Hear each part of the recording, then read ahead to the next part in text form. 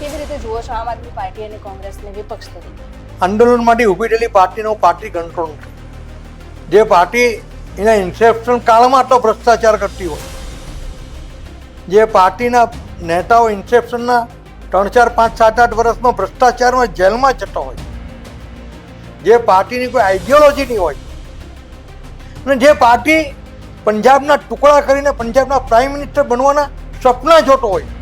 રહી વાત કોંગ્રેસની, તો કોંગ્રેસના તો ફારચા થયા જ કરે છે. કોઈ નેતા નથી, કોઈ નીતિ નથી. અમારી પાસે નેતા છે, નીતિ છે. પક્ષને ખરીદવાની વાતે પણ ગોપાલ ઇટાલિયાએ પડકાર ફેંક્યો છે કે ખરીદી બતાવો. હવે હું ખરીદતા નથી, મને વેચાવા આવવાને તૈયાર રહો છો.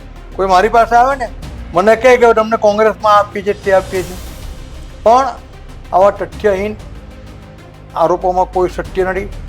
દિલ્હીને બરબાદ કરી મૂક્યું છે, હવે પંજાબને બરબાદ કરી રહ્યા છે. પંજાબની જનતા ગુજરાતમાં આવેલો હતો,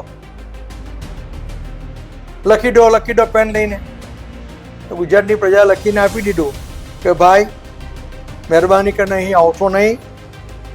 આપ્યા, મટોપિયા, મફતિયા, નાટકિયા, લુચ્ચા, લબાડિયા, કોંભાડિયા, ભ્રષ્ટાચારિયા, દારૂડિયા, જુગારિયાનું કોઈ ગુજરાતમાં કામ નથી.